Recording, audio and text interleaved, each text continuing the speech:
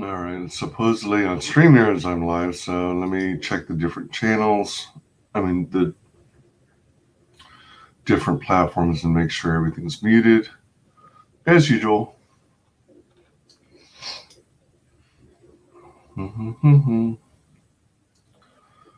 Twitch looks good. YouTube looks good.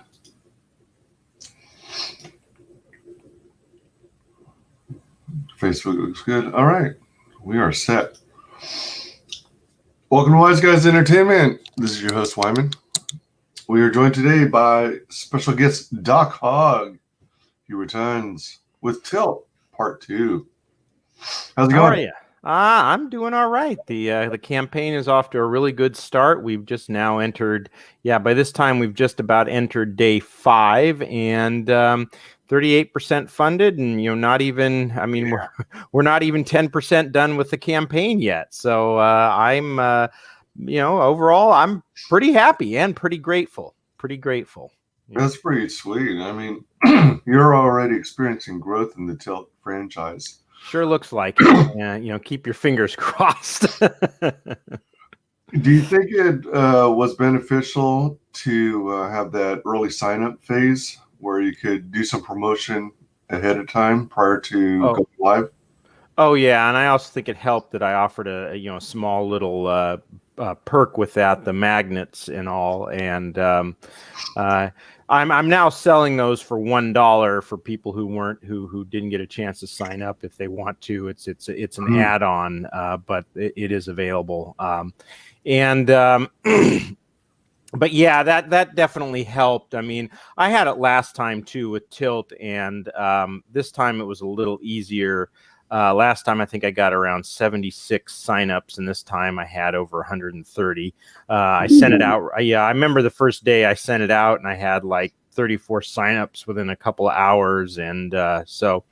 It's always good to have, I know Adam Post likes to say that you want to have 300 signups before you launch your campaign. And it's like, well, Adam gets to breathe some somewhat rarefied air, and hey, good for him. I'm not throwing any shade there, but, a lot of people launch their comics without any signups. I did my initial one with 76, but when it comes time to decide what your funding goal is going to be, kind of, the number of signups you have is probably a good metric. If you have 300, if you have 400, you can probably shoot for something close to 10,000, maybe a little lower. When you have only 76 like me, choosing 3,000 the first time around was clearly a good decision. I was funded with about 2 weeks to go, and this time I decided to push it a little more to 4,000 for a funding goal. I'm pretty sure I'm going to make that, and then it's just how many of the stretch goals am I going to hit? I think I'll probably hit the first one as well, and we'll just see. Excellent. So the $4,000 fixed goal, what does that more or less include? The covering the shipping costs, the time you specifically put into it, the 4,000 is going to cover the printing and shipping costs, and then if I start getting past my first stretch goal and into my second one, that's basically going to be money that I put toward the production of number 3. I'm going to need to hit somewhere between 8 and 10 to make a profit this time. There's one thing I'm looking into, a couple things, but one thing I'm looking into, one thing I'm doing is I'm going with a different company to produce the cards this time. The quality of the card is still very good, but they're a little cheaper, and I can sell the card for about the deck of cards for $7 and still make a thin margin on it. I don't expect to make a big margin on those, but that's okay. It's kind of a unique. It's a somewhat unique perk. I don't know anyone else who's offering that, and this time they're going to have custom queens, jacks, and kings as well. So. Nice. I think once I'm really making, having in the neighborhood of 500 to 1,000 backers each time, then the cards are really going to pay off. But yeah, I decided to go with a different one because I actually I think they were they don't charge extra to do the custom kings, queens, and jacks, and their quality is still very good. Plus, let me see if I've got this is I had a few extra. I went with this card company last time. The one that I went with, I'll show you the difference here. Okay. You said they don't charge you extra for a customized jack? No, they don't. They just say, upload the files. And wow. But this is the company I used last time. Okay, it was good. I mean, the quality of the card, you can feel it. You can almost feel the ridges in the card. That's how good this is casino quality cards here. Not the stuff you're going to buy at, say, the checkout line in the grocery store. Okay, right. These are, in terms of quality, very close to this. You can't quite feel the ridges on this, but if you compare this to what you get in the checkout aisle, this is still going to be feel really nice. Nice weight, nice texture, but as you can notice, the image goes all the way out to the edges. It bleeds more. Yeah, it bleeds more, and I just you can I actually think really, if you look at it closely, let me try and look at this one closely. You can kind of see the shine here on her dress, but it comes off kind of white, almost like it's not a shine. Right. This here, hell, let me just open the package because that's causing the shine here. And this time around, you're also going with a custom box to hold the deck. No, I'm not. I can't afford to do the custom box yet. I'm just going to. I'm gonna do what I did last time: buy the white boxes, and I'll put the stickers on them. Okay. Eventually, once I have enough customers, I will go with a custom box. I mean, that's the ultimate goal. But you can see on these, I mean, it doesn't look quite as white where the shine is. It looks actually more like a shine. So. It's just I think the image comes off better. You can still they feel very the quality is still very good, much better than again what you're going to get in the checkout line. So the background behind her, is that just part of the graphic? Well, there was actually this is the thing. Lenore did two different backgrounds, and we decided to go with the other background for most of the cards. And I checked with all of my backers, and I said which ones. I actually asked which, because let me back up. This was the one that was advertised. This was the background that was actually advertised on the pre-launch? Yeah, no, not on the pre-launch, on the actual page. But then Lenore did the other drawing, and I'm kind of like, I think that looks better. So I basically asked, I just sent out an email to everyone, and I asked, which one do you like better? And most people said the one with the fairly solid blue behind it. But I got like 3 or 4 responses who wanted this one. So I said, why don't I try a different card company, order like 10 or 12 of these, and just send some extras to this extra one to the people who ordered who preferred this one. And when I got this one, it's like the texture is still quite good, and it bleeds all the way out. And then when I check the price for printing 100 of these is going to be better. And plus it bleeds all the way out to the edge, which is better as well. So they don't charge extra for doing custom kings, queens, and jacks. So my goodness. I like I think I like the bleeded one better. Yeah, I do as well. And it was a surprise when it came this way, and I'm like, yeah, let's do the bleeded one. I mean, it's all around a better deal. The only real difference is you can't like on this one, I said you can really feel the texture, almost feel the grooves. You don't feel the grooves on this one, but you can still tell it's better than what you're going to buy in the supermarket. So just on balance with the bleed on the edge, and it's cheaper to do the deck of cards. I think the quality is overall about the same, and cheaper. So that's what you're always looking for, right? Oh yeah, for sure. Best bang for your buck. There you go. So this is looking cool. I like the fact that you offered a magnet for the early sign up. That was cool. And yeah, I got one of those right here. Ideal for refrigerators or wherever you want to put your magnets. So got those already ready to go, and so I was just waiting. I was waiting for Sticker Mule to give a deal, and they come up with deals pretty regularly. But I was like, it's getting close to campaign time, and I'm like, when are they gonna do the magnets again? When are they gonna do the magnets again? And then a couple weeks ago, they finally offered the deal. I'm like, go. So but they came, and good quality as always. Sticker Mule is, and you know what's best about Sticker Mule? What?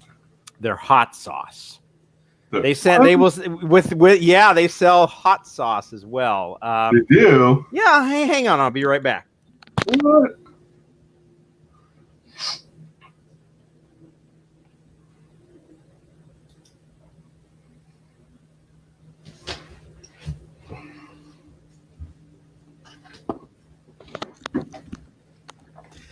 Oh yeah, it's called Mule sauce, and they send you complimentary bottles when you sorry, let's get this right here. Complimentary bottles when you do an order. And this stuff, if you like hot sauce, this stuff is absolutely delicious. It's not only spicy, it's sweet. It reminds me a little bit of the you ever buy the purple bag of Doritos, the spicy chili?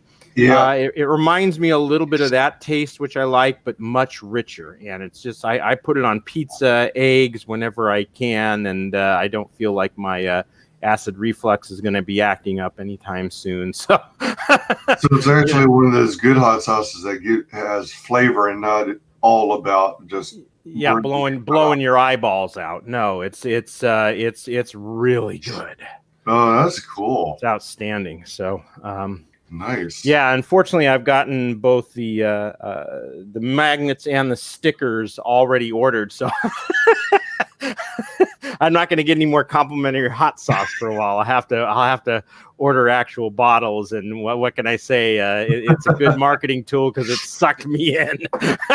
That's cool. Yeah, that's cool. I like it. It's good stuff. All right, and so.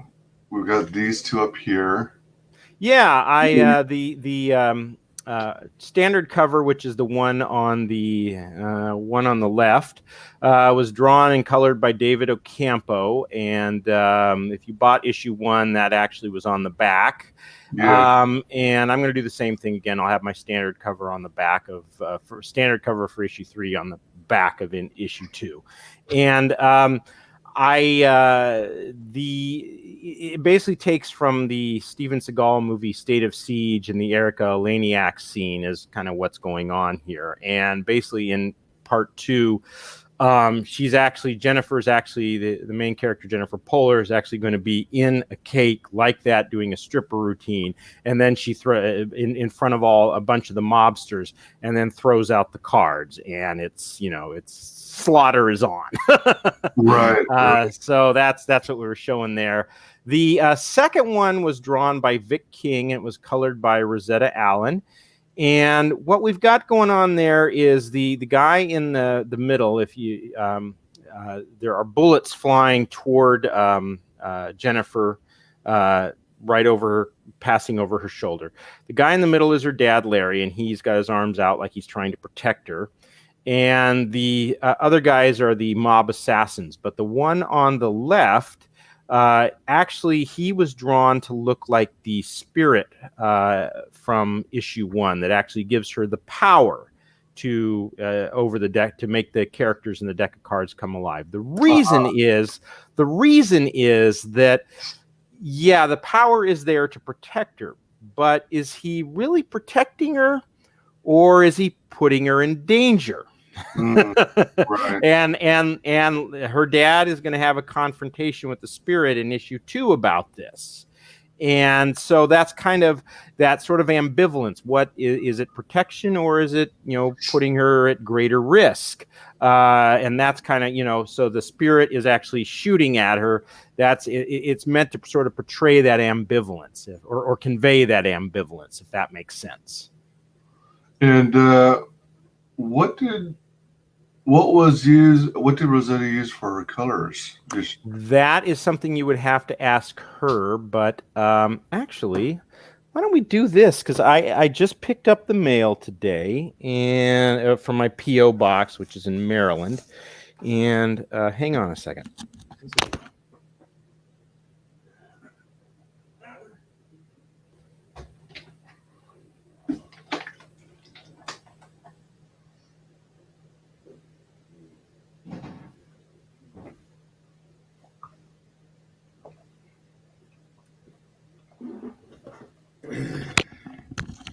The sketch and inks by Vic King, and then the other sheet that the original colors by Rosetta Allen. Both of those are available as original art for purchase under one of the. Here we go. Is this the original art? Yeah, this is one piece of it. This is the color. All right, I just opened this from Rosetta. This is the color, so you can own this. You will get this, and you will get the print or not the print, but the original art from Vic King. So you'll get both just the ink and the sketch of the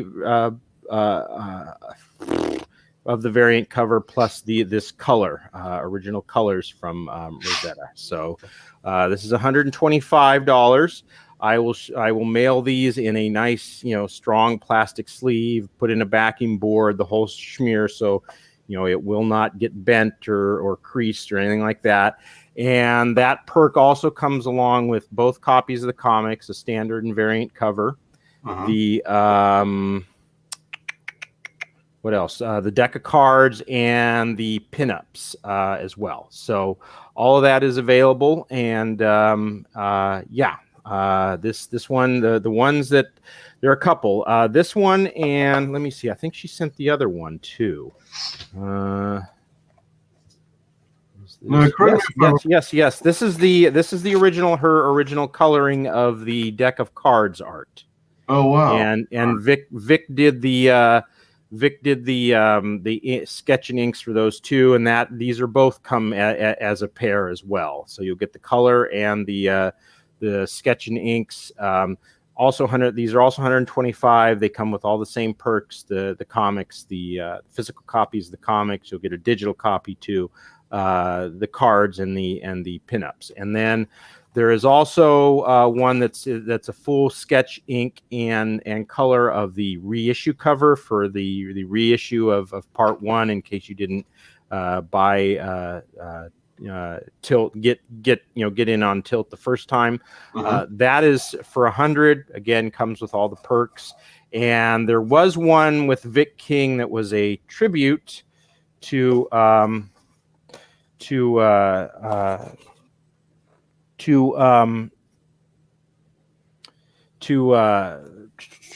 else did she send me here? Oh, she sent me some. Yeah, these are nice. She sent a few extras, some pictures of some eagles and some. Let's share some of these in a minute. No, but they're nice pictures. There was one. He did a tribute to Graveyard Shift that he wanted me to sell, and it sold last night. So that one is off the table, but there are still 3 other possibilities for original art that you can have. And because most people do their art digitally these days, so there's no real original art. But Vic does his on paper, and then of course Rosetta has to print that out and color it herself. So they're really two pieces of original art here, hand drawn, on paper. So, it sort of looked like it was mixed media, like it might be a combination of watercolor paints, and colored pencil. Possibly. That's my guess based on how I see it on my camera. Yeah, I honestly, I couldn't tell you. I'm not enough of an expert on how things are colored. I don't know the technique. I just know that when I like it, when it's ready for prime time. Yeah, ready for prime time. So yeah. And correct me if I'm wrong, but didn't you get a chance to hop on EVS's auction stream and sell? No, I tried. I wanted to auction some of this stuff off, and I tried, but I mean, how many people try to get on his stream, and so I just wasn't able to do it. I tried to get his attention, and of course, there's probably 50 other me's out there trying to get his attention at the same time, and he still is barely aware of who I am, if he even is aware. It is what it is. I'm not throwing shade. I'm sure there's loads of creators out there who want to get his attention, and I'm still up and coming. And my big thing, I'd love to get on his show this time. His barrier to entry is the minimum is that you've completed one campaign. Which makes sense. It's quality control, right? He wants to make sure that people he have on have a history of fulfilling their campaigns. Oh yeah, sure. Makes sense. But I've passed that hurdle now, and so that's for sure. We'll see. I'm, like I said, I'm barely even 5 days into this now, and I'm going to give it a shot. I'm also shooting for John Malin, which I think is probably doable this time, but we'll see. Like I said, I didn't get on his show. I didn't get on Ethan's show last time. I did get on Cecil's show when he held a stream with creators, and that was one of my best nights because I was second in line on that. I really jumped on it, and I had one of my best nights that night. And cool. Yeah, I'm hoping he does that again. Mm-hmm. But I had a good campaign. I managed to do $3,000 without getting on really any of the big channels, and there are some differences this time around. There's some people who I got on who are not doing a lot of streaming this time around. Okay, but like Peter Samedi, he's giving everybody 5 minutes, and you can get on his show as many times as you want, pretty much. So now that he gives you a 5-minute timer, so plus, I'm aware of just a lot more channels this time too. So did you get a chance to be on Peter Samedi's yet? I got on his Monday night right after I launched with WyzGyz, and we were off to the races. I think I had my first night I had over $200, and then the next day, someone bought the 500 get yourself drawn in tier. Ooh, cool. And then, that was really good. And then I got, over the next 2 days, I was up to, by Wednesday morning, I was close to $1,200. Whose show did I put? I didn't appear on anybody's show on Tuesday. I did my own show on Tuesday, and it was a glitch fest because I was trying to have Lakem Amir draw. He's still got two of the kings to draw for the deck of cards. I was trying to have him do that, and we got maybe, if I'm being generous, 10 minutes of actual drawing, because it was like every time he put up his screen, he'd cut out, and then it would kind of freeze up, and it just it didn't go over well. But you mean like the audio would cut out, or the video? He just if he was able to draw, you couldn't hear him. His audio would cut out, but you could see him draw. And then we decided to do is have him draw a few minutes, step back, and then take questions. But every time he pulled back from that, he would pull back from the share screen. It seemed like he dropped out, and then he'd get back in, and if all of a sudden it was harder to for him to share the screen, and it was just, after about 40 minutes of the show, I called it and I said, I appreciate you giving it a shot, and but what else did I do? Well, I sent out Tuesday. I sent out the emails again to all of the. That was the first time because Monday I was rushing to get the campaign all ready to go, and then Monday morning or afternoon I sent out the first email to the people who'd signed up, and that started bringing in some more contributions. I've also sent out emails to people who did part 1 but may not have necessarily signed up for part 2. That hasn't brought in a lot yet, but it's just, you just keep working the email lists until it's, if you pull in one more, it's one more, and you do it every time. So and then last night I was on, was it TWTG, guy out of Australia. He's got he does once a week, he does this kind of game show format. And then another week we'll all sit around and watch an episode of Legion. Which actually introduced me to that show, and the first season was pretty good. But I was on his show last night. He let me do my pitch, and then I got a couple of backers from Australia, which was really, one of whom took the art from Vic King, the graveyard shift. So right on. Yeah, it's just you just have to kind of look at it as you go on streams, you get 1 or 2 backers, and you got to keep doing streams, and you got to. One thing I always feel a little anxious about is just asking people to go on the streams, and if I don't hear back from them, okay, ask again, because it starts to really feel like pestering to me. And I'm like, it's like, well, what's the worst that can happen? They get pissed off at me for being annoying. Okay, not the end of the world. So, but it's just something, that lizard brain part of me starts to go, you're pestering them, you're being annoying. Are you talking about when you're inviting people on your channel? No, when I'm trying to get on their channel. Oh, okay.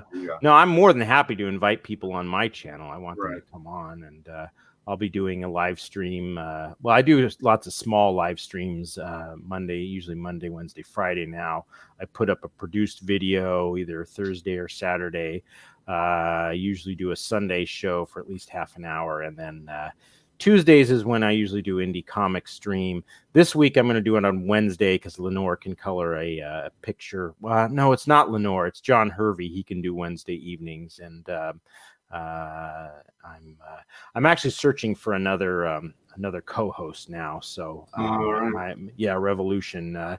He was great. I really liked having him on, but he's just he does video production, and he says he's just so busy right now, and he just can't spare the time. And my channel's not really bringing in business for him, so it was just kind of a extra thing he could do, and I appreciated it. But he has to make money, and so do I, and that's that. Yep. So the format of Pete Samedi kind of reminds me of John Malin's. You get 5 minutes to talk and do your spiel. Mm-hmm. Do you feel comfortable with those kinds of time constraints, or did it feel kind of stressful or rushed at all? I really don't, because I'm pretty good at getting straight to my point. Although with Samedi, I did run out of time, so I'm going to have to make my pitch a little tighter. But that's fine. I mean, now that I know I run over 5 minutes, I can work on getting it under 5 minutes. So a show like this, I can run at the mouth some. Yep. But no, I mean, the 5 minute pitch, that's a good thing to do. And sometimes I kind of like the pressure. I like it's got to get done quick, and because you don't always get second chances to grab people's attention. So you want to make sure that you have a good 5 minute pitch. Because after a minute or two, if you're not getting them, they're going to tune out, and if you're not thinking get them in 5 minutes, you're probably not in the mindset of getting them in that first 60 seconds or 2 minutes, you know. So I guess maybe it is a little stressful, but in a good way, you know. It makes you focus on what's necessary, grabbing people's attention and you know, telling them what's the comic about, what are the things you get, and you know, then get out, you know, show them a little art and stuff like that. So Oh, absolutely. Yeah. Let's see here. Welcome, Fade. How's it going? hey Fade, how are you? Fade's really cool and a huge supporter of CG projects.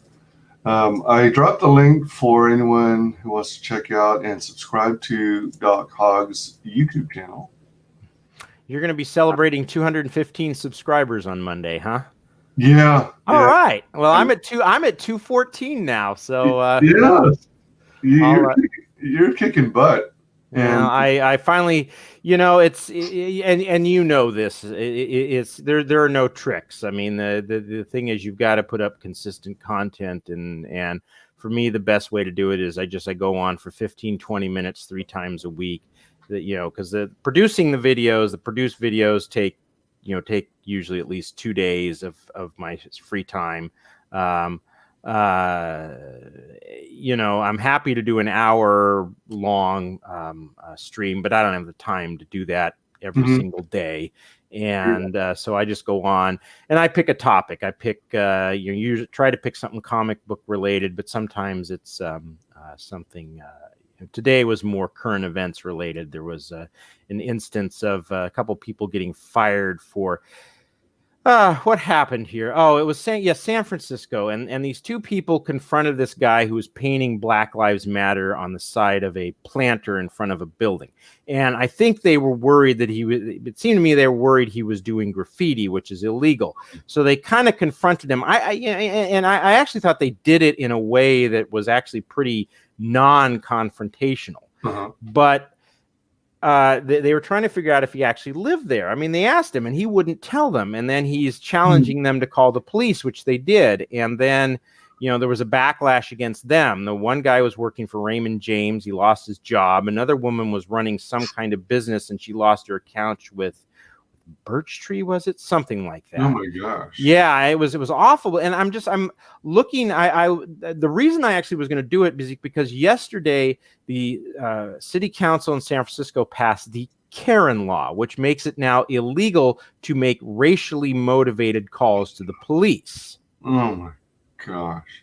So I was going to talk about that and say, you know, the way the law is set up, every time you call in and someone's not call into the police because you see a crime going on and the person's not your race, they are going to have an incentive to file a lawsuit against you because they can file for $1,000 worth of damages plus their lawyer costs.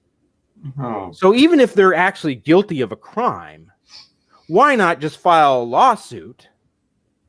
Because you might get a payday.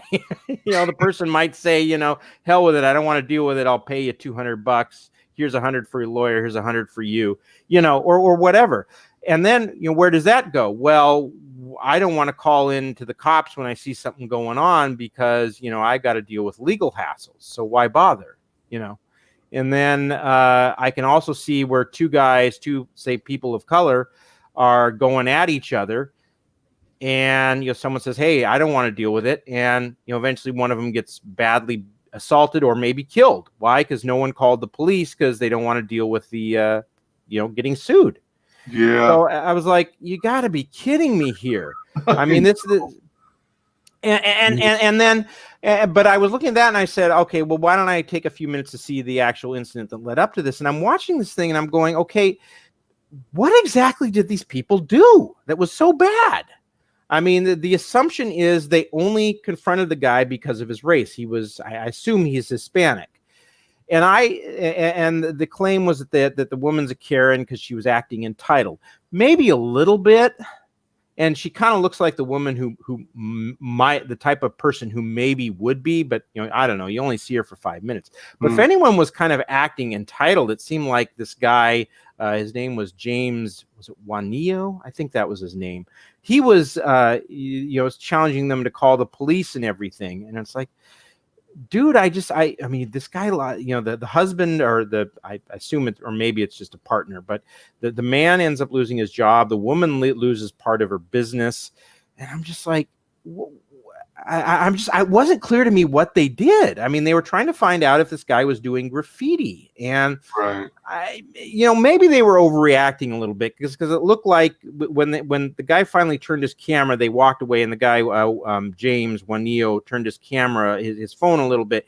You could see the planter, and it looked like he actually had paint tools out there to paint on Black Lives Matter. So maybe I could look at that and say, maybe they overreacted a little bit or were being idiotic, but they didn't, they never called him, they never used a racial slur. They didn't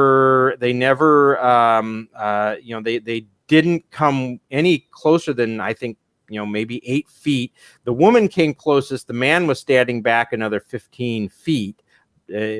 From what I saw, and they weren't yelling at him. They weren't, they were, about as gentle as you could be in their confrontation. And I'm just like, I spent the whole time, talking about this going, okay, what am I missing here? What exactly? And I said, I told people, email me, text me, or, hit me up on Twitter or leave a comment. What am I missing here? What did they really do that was so wrong? Right. No, I couldn't figure it out. And it's beyond me why people got so, well, let me put it this way. I understand why this went viral. I get that. I just don't get what exactly they did wrong. And no one's actually saying what they did wrong. That's interesting about the news reports. No one's actually saying that they assumed it was because they challenged him because of his race. That, that in other words, if it had been a white person doing this, they wouldn't have, confronted him.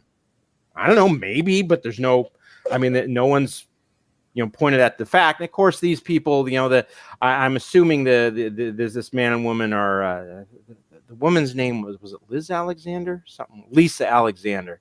And the man's first name was Robert. I don't know, maybe they seem like they're good San Francisco liberals. So of course they gave these groveling apologies afterwards that they'd learned things and didn't realize. And they're like, I wanted to throw up when I read them. And, it's like is the equivalent of bending the knee. Absolutely. And it's like anytime you confront a person now in a situation, you better hope they don't play the race card or you're in a situation like that, because I think that's just what it was. This guy played the race card and threw it out there, and of course the outrage mob on the left jumped on it, and the local media was all too happy to play along. And I'm just like, I'm looking, I'm like, what did they do? I don't get it. Yeah, exactly. I wonder if the fact that it's called the Karen Law is literally a play on the. Oh, it's absolutely a play. It's just instead of Karen with the K, it's Karen with the. Let me see if I can find the law, because I've got links to it in my video. So Fate says, "Doing good. Hope you guys are doing well." It is the left that's always entitled and projects a whole lot. Yeah, it's insane. Man, I'm using that word too many times. A lot of it is. Why is it not up there yet? That's interesting. Well, I've got it. Nice thing about Twitter is I can send this stuff out and.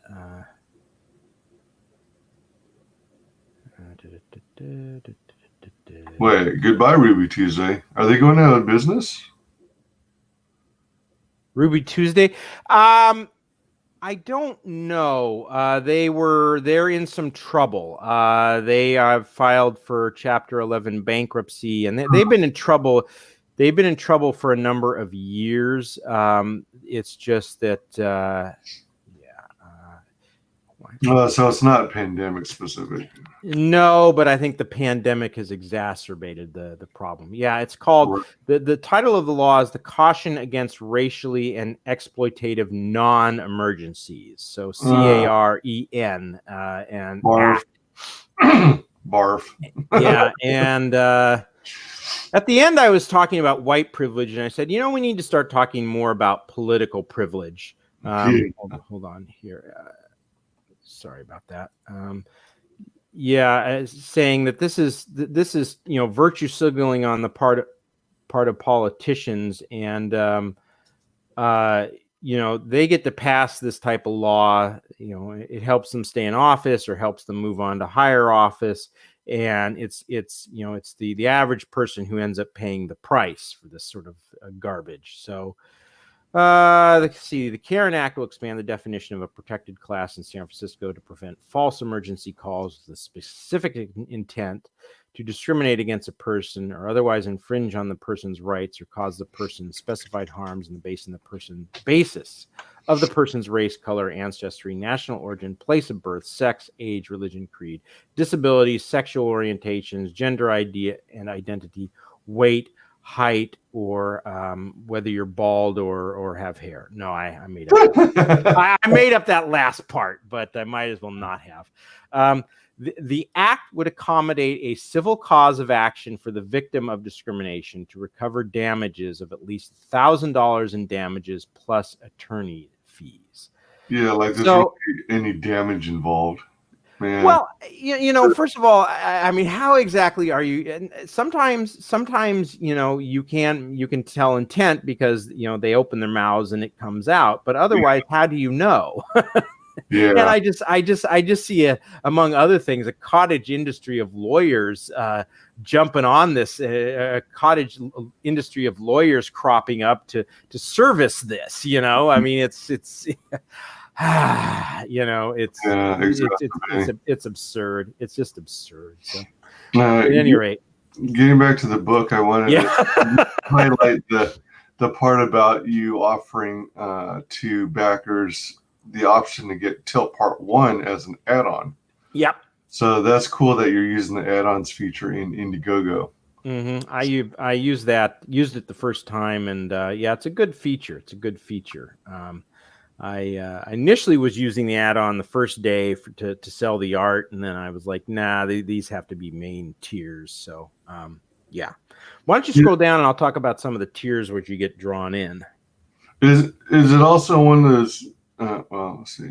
Is it one of those cases where you overprinted on the first book so that you had lots of extra copies? No, in fact, as my campaign went on, I had to create new tiers with limited number of copies because I was very close to running out. I did not overprint, and that's why I've got a reissue cover, which I would have done anyways, probably because it makes sense, I think, for the people who get in the first time to have. Like they get something special. They get a cover that later comers will not get.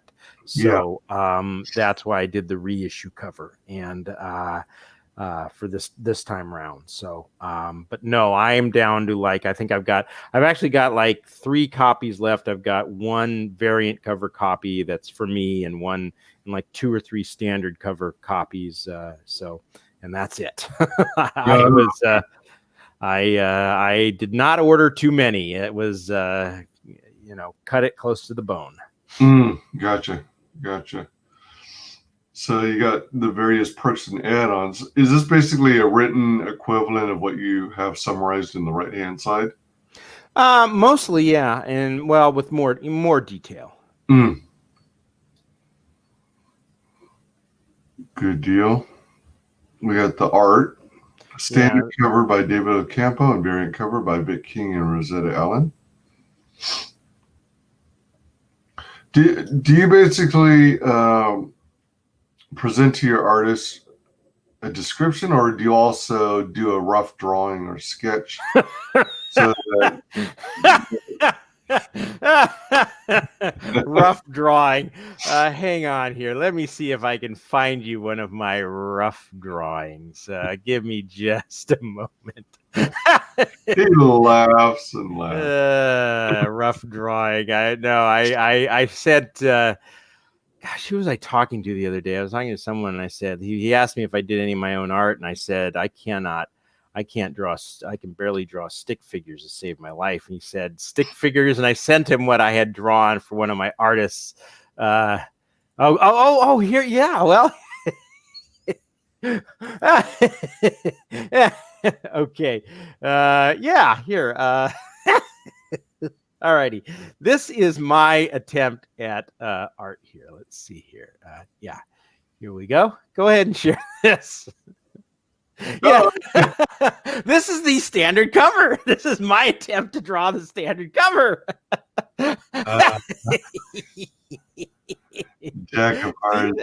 Jack of Hearts, a guy dead over the bar, dead man's foot off to the lower left. There's the cake.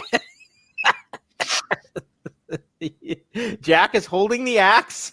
Oh, all right. I got Jennifer with her arms around like this, like she. Dead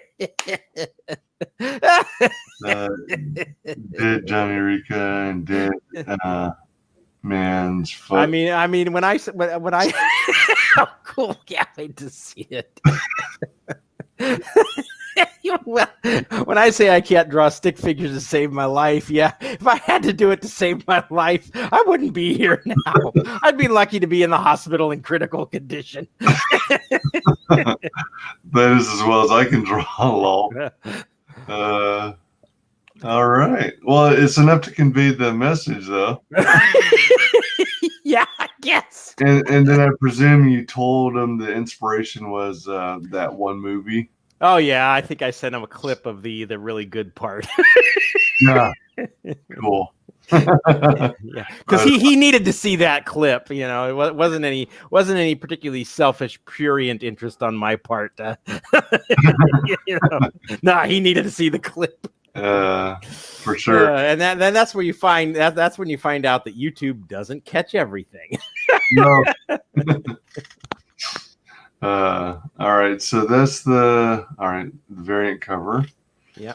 Then we got the reissue cover. So reissue cover is for part one, is it? Yes. All right.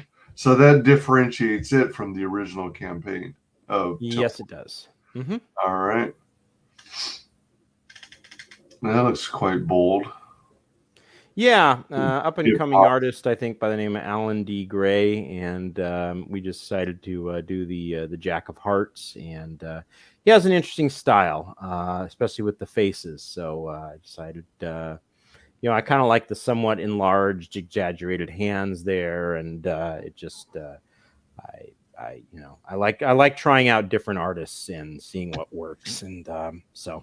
So how do you usually go on the lookout for artists? Do you use services like Fiverr, or do you go to? I don't know. I don't even know what that service is. But I'm always looking for new ones. No, there's a Facebook page called Connecting Comic Book Artists and Writers or something like that. Okay. And that's where I've found them. Rosetta, I just showed up on her show a couple times, and we've just chatted a bunch in the Twitter DMs, and she does some art, and then she mentioned, I don't remember exactly how the conversation got started, but she said she wanted to participate in Tilt, and I said, well, what can you do? I can color, and I think this is how it started. I can color stuff. Vic King, I've worked with him on stuff. He could do a cover. And I said, all right, let me talk to him. And we settled on a price that was good for me. And that's how I meet people sometimes. Like Lenore, my main colorist for Tilt, I just met her on via one of the Twitter's the Delta one. What's that called? The Twitter. Deltaverse? Yeah, that thing. I met her that way, and she was actually my initial way back when my initial artist was going to do everything, the sketch, the inks, and the coloring, and he wasn't getting stuff done anywhere near at the pace I needed, and so I ended up cutting him loose. And then I found a new artist, but he did new coloring, and so I don't even know how I knew Lenore did color. Well, I knew she did color because she did her own art, and I said, "Can you color a comic book?" "Yeah, I can." And so we took it from there. But I just kind of meet him wherever, and I've actually hit up someone as a potential for the standard cover for part 3. I don't even remember where I met it was somewhere on Twitter. I noticed the art, and so yeah, just always keep my eye open for things. And Lakem Amir, who's doing some art for me. I'm not even sure how I met him. It was somewhere on Twitter. Wasn't oh wait. Jiggities. Yeah, that was drawn by Lakem Amir, and there's a double meaning there. If you play poker, you eventually learn that jiggity is a slang for a pair of jacks. And what you've got going on there is all 4 of the jacks kind of stealing glances at a very sexy Jennifer. So a pair of jacks, but also it is a play on it's a play on Family Guy's Glenn from Family Guy, giggity. So diggities. Oh, all right. And then the other one, the one on the right, is from Archsider, and that was just out of the blue. It was my campaign was just about over last time, and I was entering into the the stretch goal, and he sent me some fan art, which is, if you scroll down, you'll see what he sent me, and I was like, oh my god, that's awesome. Let's make that part of the stretch goal. And so we agreed on a price, and this time I wanted him to draw a pinup that I'd actually sell. So this time if you buy the pinup, you get the one by Archsider and the one by Lakem. Cool. Yeah, it's cool to see people's fan art, so you can see how characters are interpreted by different people. Yeah. If you scroll up real quick, the Archsider one, for the purposes of Indiegogo, I have called it the Sexy Jennifer, although I prefer to call it Jennifer with junk in the trunk. So okay. But both of those pinups, 2 for the price of 1. So all right. Deck of Cards, back of cards by Vic King and Rosetta Allen. Graphics by Lenore King. Yep. Oh, so by graphics you mean where it says tilt 2, let's play some cards. There you go. All right. Deck of Cards, Custom Jacks by Jeff Craven. Yeah, he did my variant cover last time, and I decided to have him do the jacks. The Jack of Diamonds on the right there, his weapons, just FYI, are called commas, K-A-M-A. K-A-M, commas. Oh, yeah. All right. And then the Jack of Spades, also on the right down below, his weapons are known as Siccas, S-I-C-C-A. Oh, okay. All right. Do you sometimes get asked if these are like weapons that are made up out of the blue? I have not been asked that. I just like to mention it because I decided, the jacks, or some of the jacks, like the Jack of clubs there, he's in the deck of cards, he's actually holding a sword. The Jack of hearts is actually holding an axe. Yeah. It's not exactly clear what the Jack of Spades and the Jack of Diamonds are holding in a lot of deck of cards. They're holding something. And so I just started looking around at various weapons, and I said, what would be very cool weapons? And the first one I came across were these Siccas, these kind of semi-swords that have the curves at the end, and I'm like, those are really cool. And then the commas, eventually I started, it was like, well, those are really cool too. Those could do some real damage. So that's a nice thing about those 2 characters in the deck of cards. It gives me some freedom as to what type of weapons I want to give them. So Yep, absolutely. Then we got Cards Custom Queens by Lenore King. Excuse me.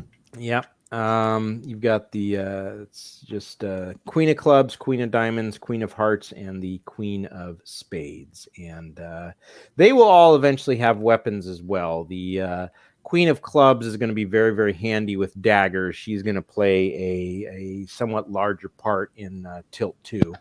And yeah, I've got some other weapons for the other ones as well. Are they going to make an appearance? No, I don't think they'll make an appearance in Tilt 3, but they will in when I start the new story arc in Tilt in Tilt Part 4, which probably around the same time next year would be my guess, but we'll see. Now, the Tilt series, is it anticipated to be like 4 issues total, 6 issues, or is it an ongoing series? I'm anticipating somewhere between 9 and 11 issues at this point. Issue 3 will lead into will kind of end this story arc, and it will if you scroll down a little bit, you can see one of the Be the Spirit of Chaos that's been taken. That is actually going to be a character that comes in right at the end of issue 3. And plays a very important part in getting us to the story arc of the second story arc. Now, I don't want to because at the end of issue 3, it will be clear. Well, you're going to have a very good idea of what's going to be happening in the next story arc. So I don't want to give that away. I will say this. The third story arc is somehow going to involve tarot cards. And I'm thinking that the tarot card, sorry, I say tarot. Tarot. It's more tarot, I think is how it's properly pronounced.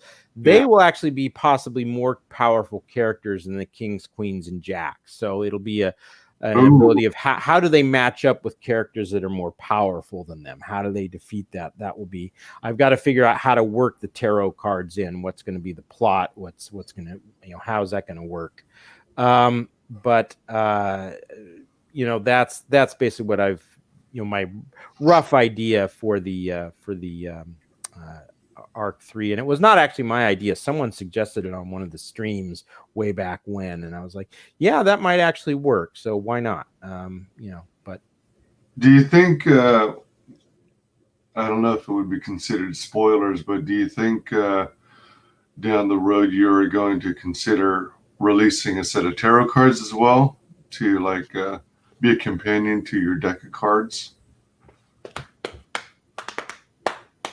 I hadn't actually thought of that. Damn, that's a good idea. Glad I thought of it. Because you can actually, I'm pretty sure you can, I'm sure you can get them printed somewhere, but as I recall, I've seen stuff like that at some of the print sites that I've looked at. So yeah, we'd have to draw some pretty individual characters, and then, I could see that happening. Why not? So I'm certainly open to that. So sure. I haven't seen many campaigns, but the one that comes to mind is Martina Marcota's Lady Alchemy. It sounds like she's going to have a tarot card deck on for her campaign. No, that's cool. That's cool. Lady Alchemy. Yeah. Looks like a good looking book. And so here we have the card Custom Kings by Lakim Amir. So are there going to be 2 more kings then? Yeah, he's working on them. He was working on the Jack of Diamonds on my stream Tuesday, and I'm hoping to have that this weekend. And then go ahead. When these characters are designed, are you conveying to the artist what you have in mind in terms of color schemes, or basically the way it works is I have Marcos draw up the design, we go back and forth a little bit, and then I hand him over to Lenore for the coloring scheme, and then I hand him off to Lakem or to Jeff Craven to bring their interpretation to it. Hey Lakem, how are you? That's basically how it works. So give them some, give the artist some leeway to bring their own interpretation to it, and just, go from there. Okay. So they're kind of the ones who uh, uh, give their input and feedback on the on what they think what colors would work good, and then you give the yay or nay on it. Yeah, I do. And most of the time, most of the time they come back with like, well, for example, if you scroll up a little bit, take a look at the Jack of Clubs. All right. I took the inspiration for that. So for some of the stuff like his shoulder armor and some stuff like that, we kind of took that from the Spirit of Corruption that showed up in the recent Ghost Rider series. Oh, I like that a lot. I don't remember exactly. Well, the Jack of Diamonds is actually he took that from the actual deck of cards, because the Jack of Diamonds is often dressed without those crossing diamonds. And the Jack of Spades is actually Jeff drew it a little differently, but the Jack of Spades actually has spades going down the sides of his torso, big here, medium, and then smaller at the bottom, basically like the circles on Thor's costume. So that's kind of where we took an inspiration. Jeff did a little differently. He just had overlapping spades going down the front, which is fine. I ended up kind of liking that as well. So, who says they can't have a costume change? So, right, sure. So, yeah, but I throw some ideas, they throw some back. I do like the collaborative process. Nice. Works out very well at times. And then I think Lenore came up with most of the ideas for the costumes. I mean, we decided to well, oh no, wait. No. No, we talked about no, this was, I remember that was with my artist Marcos Lima, because all of the queens show up in issue 1, and we decided to give the Queen of Hearts the traditional garb, and then the rest I said let's make them something a little more akin to superhero costumes, and we pulled various I mean, I think the Queen of Spades probably is just kind of a white version of Black Widow's costume. Right, yeah. I kind of got those vibes. I don't remember the Queen of Diamonds. Oh boy, I know there's characters that out. Well, that would be part of it. Might be Scarlet Witch's traditional.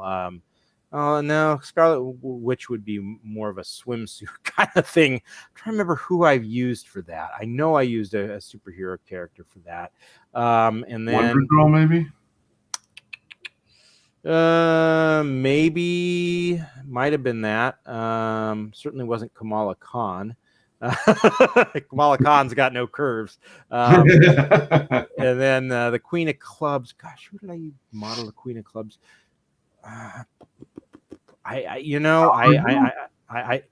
Who? Power Girl with the boob window. Could be. Doesn't ring a bell, but I know it might also have been just Marcos coming up with a couple different ideas here, and me saying, yeah, that one works really well. So, all right.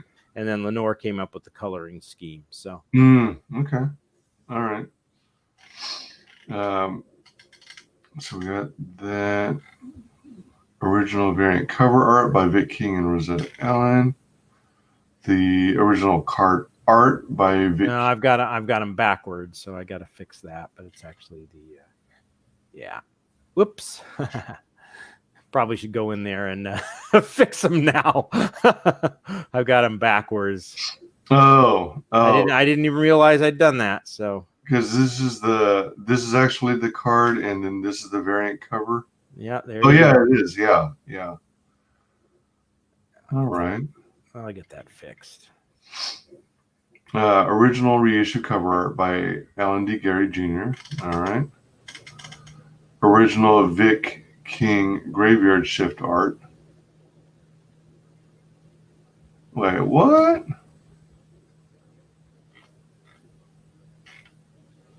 Now, why is this here? Do you actually own this original piece? No, I don't, and that's a good question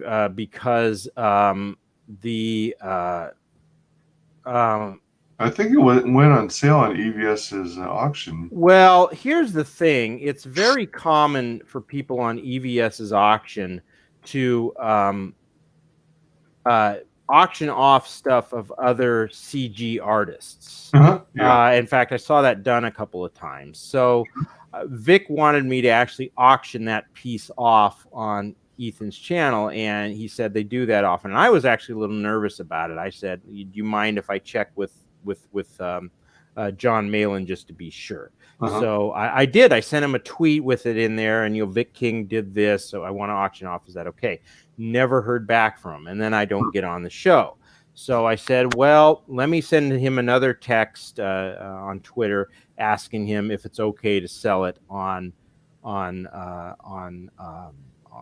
the actual campaign. I did not hear back from him, and I said I worded it as, if you have any objection, please let me know. Did not hear back from him, and I get the sense that it's kind of basically that it's okay to do that with other CG artists' art. So this was made by Vic King, right? Yes, it was. So you were reaching out to Vic King, or you were reaching out to John Malin? I was reaching out to John Malin. Oh, all right. I was trying to see, I just wanted to make sure that things were kosher with him, and as far as I know, they are. But because like I said, it's very common to do that, and so. So is this like one of your tiers? Yeah, it was. It's already been claimed. It was all right. So, at any rate, if John has any objection to it, I eventually do hear him, hey, no, I didn't want you to do that, I will work something out with him. But well, I mean, John didn't actually use this, did he? In his no, it was drawn by Vic King. And yeah, he wanted me to auction it, and I didn't hear back from John. I'm the type of person who likes to prefers, if I can, to beg forgiveness rather than ask permission. Although I did actually ask permission, I just didn't hear back from him. So I'm going to take that as he doesn't have any objection, and if he does, I will just beg forgiveness. As opposed to tweet, do you also DM? Oh yeah. Well, no, I can't. I don't have access to his DMs. Okay. All right. His are not open. So, right. Also another option that I'm selling here is that you can, instead of getting the images, a lot of these images that are pinups, instead of getting them as pinups, you can get them as posters. So they won't be folded. I will be putting them in a nice 11 by 14 plastic sleeve. And not only were the pinups that are available in part 2, will they be available as posters. The ones from part 1 will be available, so you could end up with 7 possible posters. But there's a limited. Those at least some of the ones from part 1 I am running out of. So there are a limited number of those. Hey, welcome Rosetta Allen and Lakim Amir. Rosetta says, got some sexy art on this campaign. Yes, we do. So you actually have the ability to get up to like 7 posters through this campaign? Yeah, all the ones that you're showing right there. And then if you, I think, scroll down a little bit, these are the 2 posters that you'll get if I hit the first stretch goal. The first one is by Lenore with all the queens plus a bonus Jennifer, as we're calling her. And the second one is just the virgin version of the standard cover. Okay. So yeah, those plus the 2 pinups that are available for sale this time around. So up to 7. And I've had 2 people claim those so far. So there's some interest, which is nice. So but see, if you look over my right shoulder, you'll see some pictures hanging on the wall. Those are all the posters from issue 1. I like putting those in 11 by 17 frames. I think they work very nice as wall art. But it's a little, it doesn't look as nice if they're folded. So Right. how do I offer that same thing to my customers? Do it this way, you know, give them the opportunity to buy them all as posters in one shot. And Wait, so the posters themselves are 11 by 14 or 11 by 17? 11 by 17. Did I say Oh, 11 okay. by 14? 11 by 17. Okay. And you're mailing them off in plastic top Yep. loader? It'll be a plastic, plastic 11 by 17 sleeve, and then Oh, you know, right. and so it'll say "do not bend," and so Oh, okay. like with when you get it in the Gemini mailer, it's all folded. It's a pinup, Right. But Right. if you do Exactly. it this way, you will get you'll get them not folded. So ideal for putting in a 11 by 17. All right. Cool. Yeah. I mean, I love posters, and I don't particularly mind folded posters, but I actually prefer when they're not folded. I don't like having the creases and all that. So that's pretty cool. The thing about the mail system is, for some reason, sometimes they don't even pay attention to the warnings like fragile or handle with care. Well, I mean, I'm gonna, like I said, plastic sleeve. I'm gonna have a backing board in there. I'm gonna make it as hard for that thing to be folded as possible. Cool. Sometimes it's not even the mailing. I hate to criticize Richard Meyer, but I got this in the mail today. All right, and when I opened it. Whoa, huh? Yeah, now I don't collect my comic books in the sense of putting them in bags with backing boards. So for me, this is not a big deal. But I pulled it out of the box, and it was wrapped in these, and they're kind of doing the same thing. So I get it like this, and it's like. And then it's shrink wrapped. The whole thing is shrink wrapped. Yeah, the whole thing was shrink wrapped, and it was warped when I got it. Again, not a huge deal to me. I don't mean to throw any shade on it. The actual art and the comic itself is, professional grade. It's nice, but it's just, if you're a collector and you want to put things, in a pristine condition into your sleeve and the backing board. Yeah. This is not what you want, obviously. Right. Again, I'm not a huge deal to me. Now, it's a huge deal but it's a huge deal to me that I would not send a customer something like this. Okay. Yeah. You're going to get it in a sleeve. You're going to get it in a backing board. Right. I mean, that, so you get it, and it's in good condition. I was kind of surprised that he went that route, because if anything, even if he did that method, I still would have included the board and bag. So I would put it in the board and bag. Then if, he still wanted to go with that interesting method, I would put heavier pieces of cardboard on the front and back, and then shrink wrap it. Yeah. But, I think I'm guessing something went wrong in the shrink wrap process, and as it got mailed to me, it kind of did that. So, right. But yeah, look, you're going to try new things. I mean, I understand that. I mean, shrink wrapping could turn out to be a great thing for customers getting their. Oh, by the way, Rosetta, some very nice photos here of eagles. These are really quite. Ooh, those are cool. Are those photo prints or what?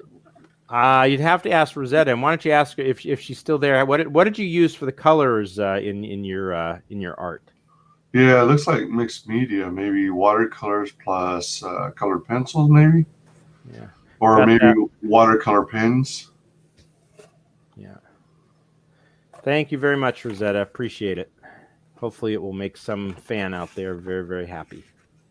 Assuming she's still in the audience, which she might not be. You keep displaying it upside down. Yeah.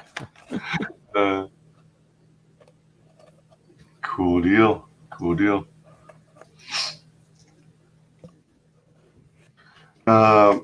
All right, so that was the all right. Tilt 1 pinups for the $6,000 stretch goal. Trading cards for $8,000 stretch goal coming soon. Yep, I have Lakem Amir is going to do 2 of those, and I'm going to have Luke Stone do 2 of those. And if I don't hit the stretch goals this time, I'll just carry those over because they're going to be it's going to be Jennifer and the 3 heart characters, Queen, King, and Jack, and we'll just carry those over to next time. But let's just say I hope we hit them. Yep. And yeah, I'm going to have Luke Stone on in a few weeks doing one of those, and hopefully next time Lakem we'll have a better hookup and we can get him to do one of those on the stream as well. So cool.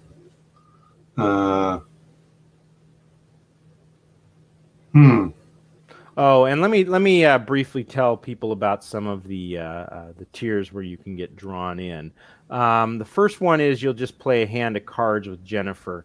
I'm going to reveal in this issue the last issue, issue 1, the King of Hearts got shot and killed, and when that happens, they transform back into the card, but the card is broken, and you can't use that particular card the way you can't really use. You can't then use that, bring that character to life. You can still kind of use the card in a way, the character card in a way, if there's something related to like the K or something like that, you can still kind of use it, but you can't actually bring the king back to life that way. Now in Tilt 2, I'm going to reveal a way of actually, you can actually bring, have the cards fixed. They come back together. There's going to be a way Jennifer can do that. That will carry over into issue 3. It's going to involve playing cards, and the first one is you're going to be playing a hand of cards with Jennifer, and then you will actually get whacked by one of the characters a few pages later on. The second one is Jennifer is going to get attacked by one of these guys at the card table that she's playing cards with, and there's going to be a friend egging on the attacker. You can get drawn in as that friend, that thug, and you will actually reveal some information to Jennifer that she needs, and then you'll get your just desserts. And then the final one is I made sure I had at least 2 this time. The next one and the Spirit of Chaos that would be perfect for if you're a female fan and you want to get drawn in. It is ideal for that.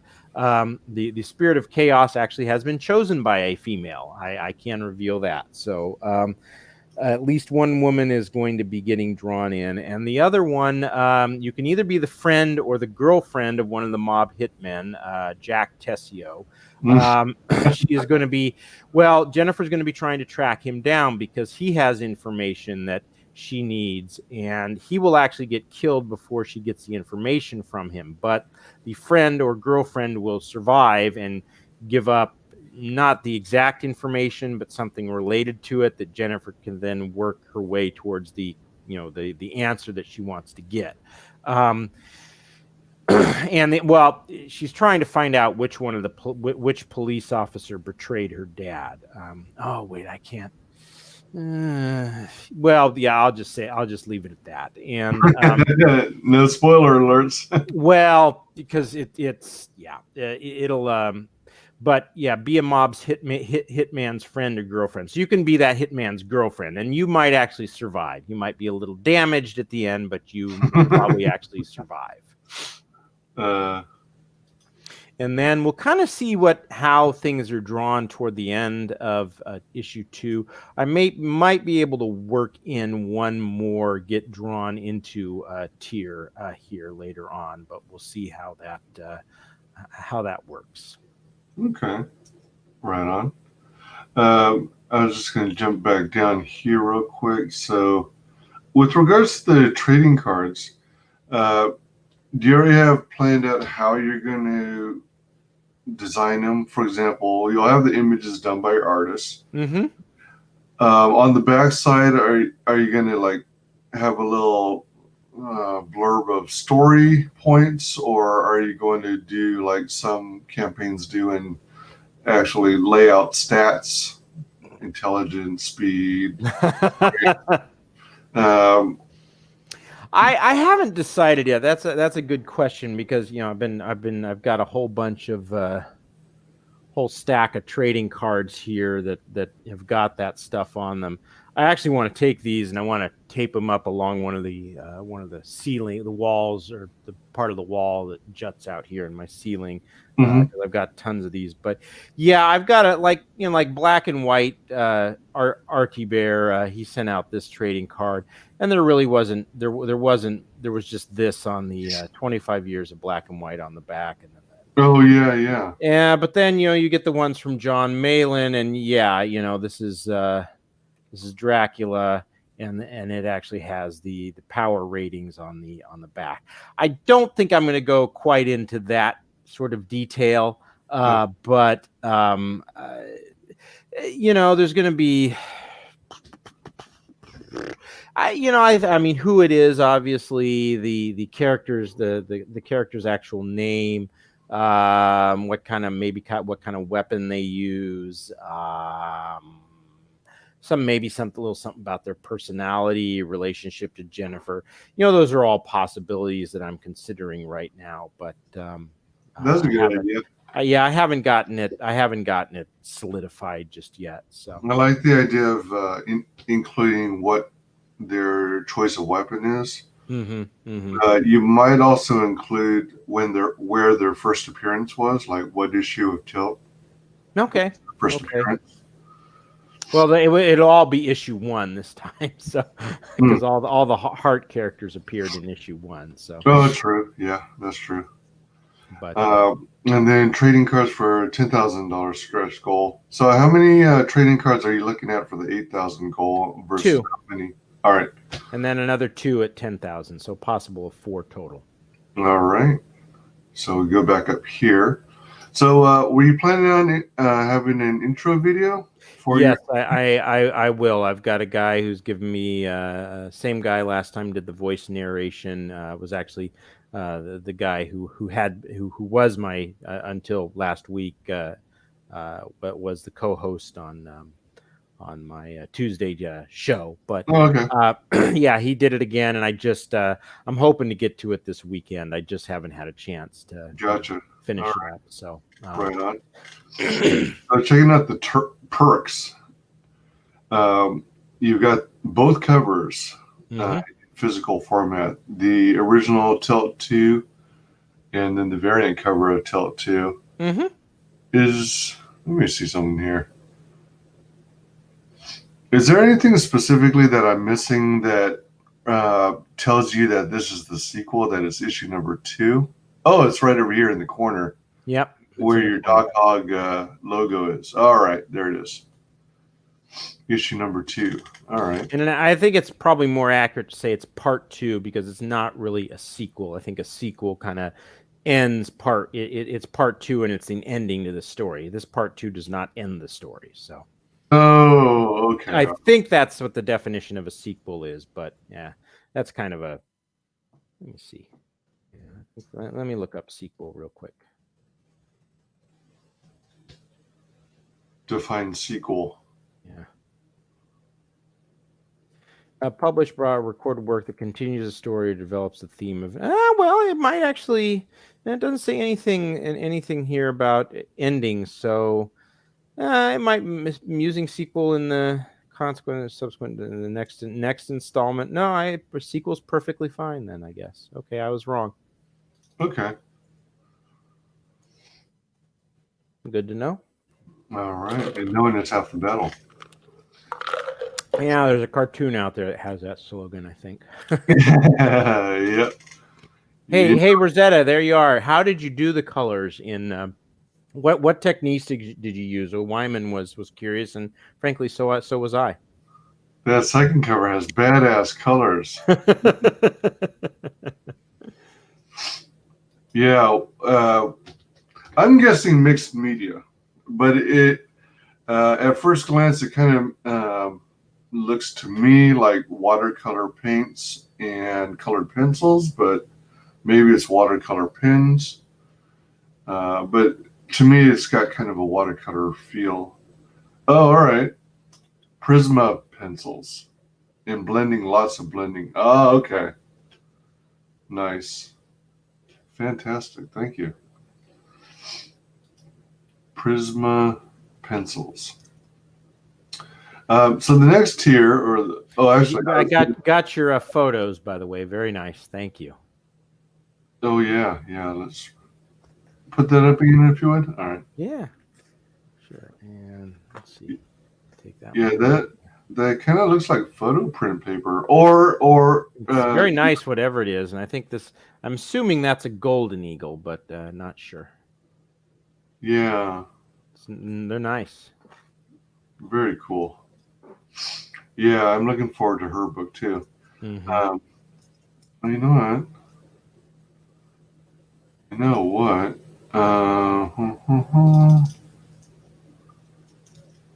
Do a side plug. Rosetta Allen's Eagles, an adventure through photos. All right. Oh, juvenile bald eagle. Okay. All right. Cool.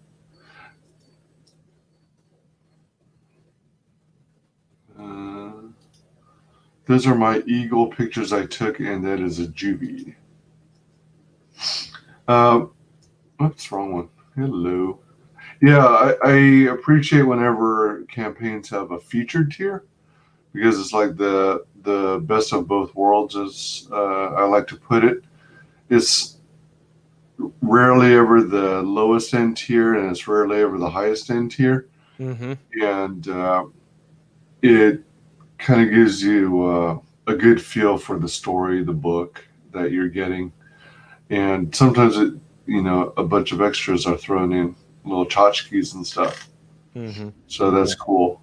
Yeah.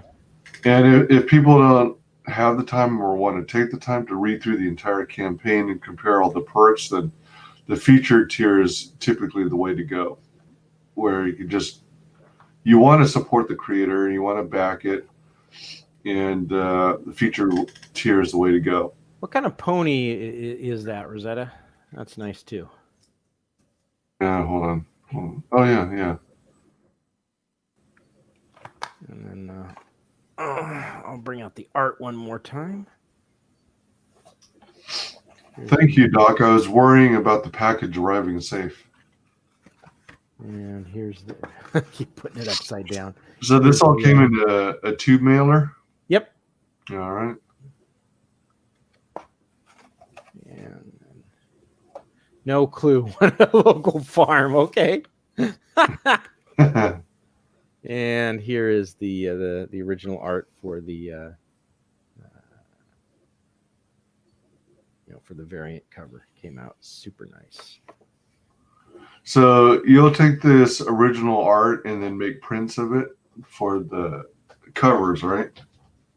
Well, it's all uploaded digitally. So all right. You already have the digital versions. Oh yeah, we got the digital versions. So all right, they're ready to go. Awesome. And then we've got the digital copy on PDF. Mm-hmm. So there's some interest already. 3 claimed. Yep. Those tend to be, I think, are often quite popular with people who are in foreign countries. Don't want to deal with the shipping. Although I got quite a few foreign requests last time, and I'm getting some this time as well for the physical copies. So. Oh, cool! Yeah. Right on. Well, yeah. When like I said, I was on TWTG's show last night, and this morning I had a couple of the first piece of art was taken by someone from Australia. So, yeah. Very cool. Next tier or perk is the standard cover alone, physical copy. That's pretty dang reasonable. 14. Let me see. Yeah, I think that's about right for $42 for 32-page comic. Yeah, 32-page. And then you got the variant cover. Mm-hmm. so far the standard covers a little more popular. Yeah, that was the case last time too. So. Oh, all right. And then we've got the original art reissue cover for 100. I'm wondering, with regards to the original art, do you think you could have put a higher asking price on it and still gotten the same interest? It's going to depend on how fast they go. I mean, if it takes a couple of weeks, then I think, well, if I'm halfway through my campaign and at least one more piece of art hasn't sold, I'll probably lower the price a little bit. Probably shouldn't say that live on the stream, but oh well. Well, It'll depend. If I've sold one more piece of art and most of these are sold within 5 weeks, I'll say no. I think I set them at the right price. Now, if they're all gone by next week, then I would say yeah, I set them a little too low. But it just depends on how fast they go. So far, the first 5 days, I've gotten one purchase on the art, and to me that would seem like I'm setting it at about the right price, but we'll see. Okay. Yeah, I mean, my question just came from concern that it might be on the low side, because on some campaigns, the asking price is closer to 200 or 250. Yeah, and I've seen those. I think my sense is that those people just have bigger reputations than I do. So Okay. they're able to, with the reputation, the asking price can go up. And Right. eventually I certainly want to sell the original pieces of art for that I've got for more. But right now, I'm fairly comfortable with these prices. Come on, someone buy that sexy art. Indeed. And then we've got play cards with Jennifer and get whacked, and you went over that earlier. Mm-hmm. Yeah. Again, you just get to play cards with her. One hand of cards. It's going to be kind of a key hand, and But that also means you're part of the mob, right? oh yeah. All right, because you get whacked. There you go. Now, I don't want any spoilers or anything, but did you have a tier that your brother was interested in hopping on again? Let me put it to you this way. I have had some very keen interest from a relative, but not my brother this time. Oh, neat. All right. That's pretty cool. It's a family affair. Indeed. It's like a full house. Well, this time I actually, instead of titling them in terms of card hands, I just gave them the straight title, because last time you said you found them kind of confusing, and I was like, yeah, I should probably make them a little just clear what you're getting this time. So, well, it's only because I'm not really versed in cards, like poker, poker games and things like that. So I'm kind of like oblivious to a lot of that. Yeah, but one of them was like 3 of a kind, and you're like, does that mean you get 3 cop? No, I was like, well, no, but seriously, look, if you're not an adept poker player, you don't know all the lingo. Yeah. And yeah, it could be confusing. So I kind of like, yeah, that probably would. I should probably change that. All right. So now we've got the original art variant cover. Does that mean you get the black and white version as well as the color? Yep, that's why that one's 125 instead of 100. So you get both of those pieces. Yeah. Cool. We've got original art deck of cards. Get both of those pieces too, and so that's why that's 125. and you went over this earlier. Be a thug, give up info to Jennifer, and get whacked. Mm-hmm. I like how eventually everything leads to you getting whacked. Well, I mean, what fun is it? You know, that's one of the best things I can do about getting people drawn into this comic series is you get to suffer a gruesome death. Exactly. I mean, last time you had the option of getting stabbed in the back, slashed in the throat, an eye to the dagger, or having your head chopped off from the nose up. So, you know, all great options. I mean, you know. Yeah, it's part of the fun of it all, right? Well, I had the same guy buy 2 of those tiers and last time. So I basically had to say they were twins or they were brothers in the in the script, and it was like, oh, okay, well, hey, that works. So that's cool. That's cool. Yeah, that's actually very reasonable to be drawn into the book. Be a mob hitman's friend or girlfriend. Give up info to Jennifer and survive, maybe. You touched on this earlier as well. mm-hmm. Yeah, again, ideal for a female fan to get drawn into the comics. So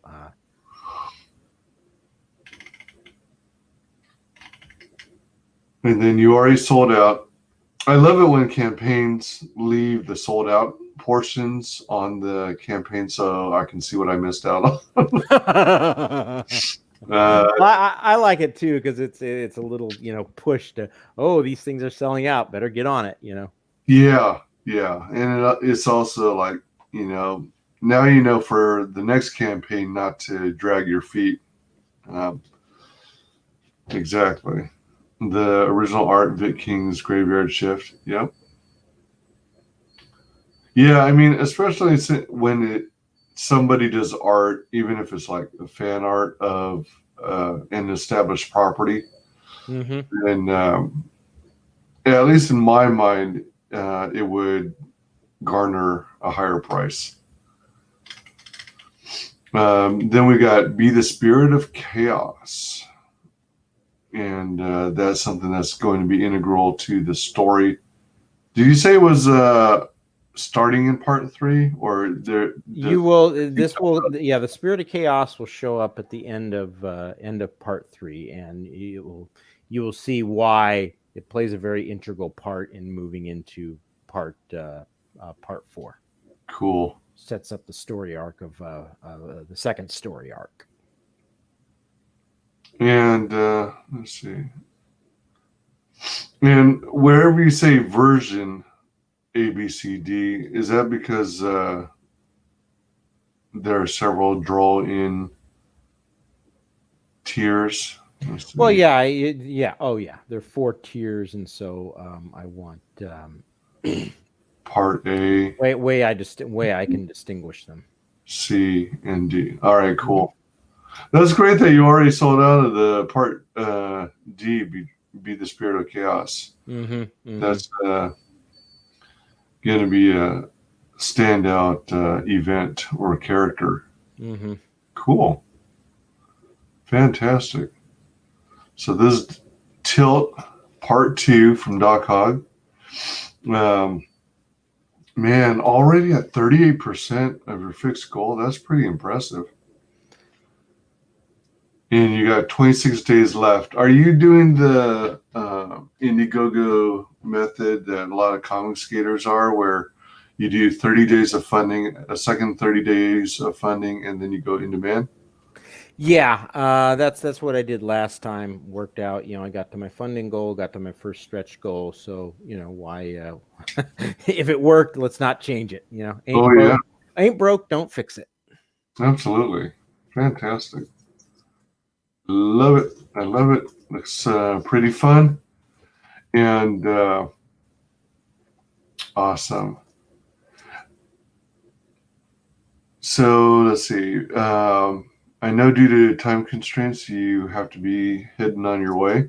Yeah. So if you do the honor, I'm going to give you the floor. Please share with everyone in the world how you can be found on social media. Oh, absolutely. Best way is Twitter at Doc_Hog. You can also reach me on email, dhog, DHOG 7070 at gmail.com. Feel free to reach me either way. And Tilt 2 is Superheroes Meet the Sopranos, and the Sopranos get whacked. So it's kind of the big slaughter. But Jennifer's going to face some very serious consequences at the end of issue 2. What are those consequences? Well, you have to purchase Tilt 2 to find out. But it's going to lead to, I'll say this, lead to a very interesting cliffhanger. So please do back Tilt 2 as soon as you can. Cool deal. Cool deal. Yeah, back it. You can find me on Facebook and YouTube under WyzGyz Entertainment. You can find me on Twitter at WyzGyz Tweets. But I'm kind of semi-censored or semi-banned on Twitter. So if somehow you've been unexpectedly unfollowing me, go ahead and refollow if you would. I appreciate that. I'm on Twitch at WyzGyz Twitches, on Parlay at WyzGyz Parlays. Please like, comment, and subscribe, and mark the bell for notifications so you make sure you don't miss a video or a stream.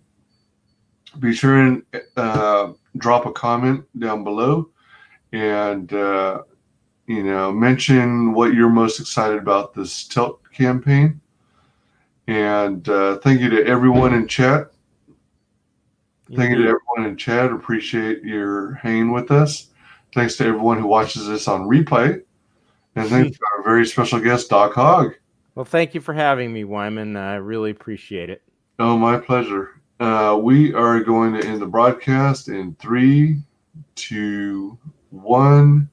Bye.